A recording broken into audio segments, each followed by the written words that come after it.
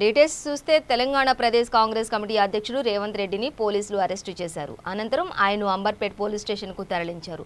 కేంద్రం ప్రభుత్వం petrol diesel ధరల పెంపును నిరసిస్తూ కాంగ్రెస్ నేతలు రాజ్భవన్ ముట్టడికి పిలుపునిచ్చిన విషయం తెలిసిందే.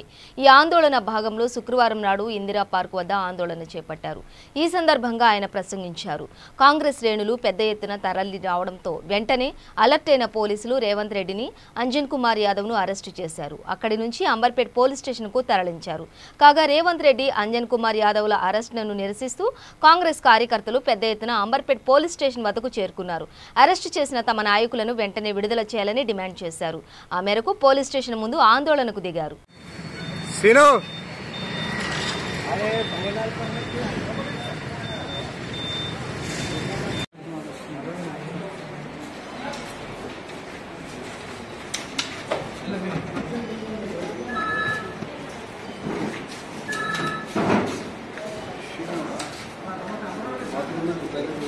ఇది ఇక్కడ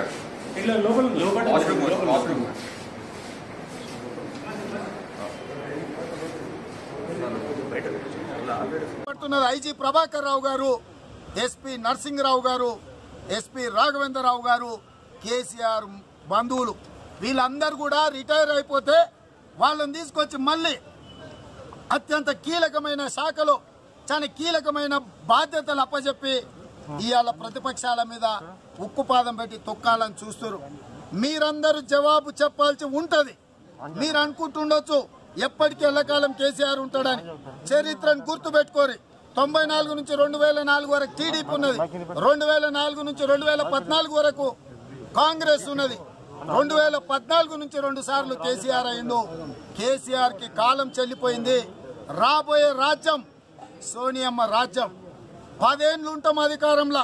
మీరు రిటైర్ అయిపోయినా పారిపోయినా కేసీఆర్ బంధువులు ఈ మధ్య కాలంలో ఇతర దేశాలలో పాస్పోర్ట్లు తెచ్చుకుంటారు. ఈ దేశంలో పాస్పోర్ట్లు సరెండర్ చేసి పారిపోవడానికి సిద్ధంగా ఉండి ఇతర దేశాల పాస్పోర్ట్లు తెచ్చుకుంటున్నారు. తొందరలోనే వాటి వివరాలు కూడా బయట పెడతా. ఇవాళ ఈ దేశాన్ని రాష్ట్రాన్ని దోసుకొని కేసీఆర్ బంధువులు ఇతర దేశాల పాస్పోర్ట్లు తెచ్చి ఇతర దేశాలకు పారిపోవడానికి అన్ని రకాల వ్యవస్థలు ఏర్పాటు చేసుకుంటున్నారు. మీరే దోపిడీలకు దొంగతనాలకు అవినీతికి పాల్పడకపోతే ఇతర దేశాల పాస్పోర్ట్లు తెచ్చుకోవాల్సిన అవసరం ఏముంది? ఒకసారి రాష్ట్ర ప్రజలు అర్థం చేసుకోండి. తెలంగాణ కోసం, తెలంగాణ రాష్ట్రం కోసం ప్రాణాలను సైతం త్యాగం చేస్తాము. ప్రాణాలను చావు నోట్లో పెట్టి తెలంగాణ తెచ్చినమన్న కేసీఆర్, నేను అడుగుతున్నా, నీ సుట్టపోలల్లా ఎంతమంది ఇతర దేశాల పాస్పోర్ట్లు తెచ్చుకుంటో లెక్క చెప్పు. మీరు ఇవాళ ఈ రాష్ట్రాన్ని దోసుకుంటున్నారు కాబట్టి ఈ రకమైన వ్యవహారాలు చేస్తున్నారు.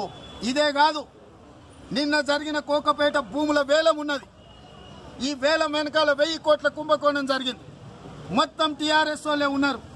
వాటికి సంబంధించిన వివరాలు రేపు ప్రెస్ మీట్ పెడతా.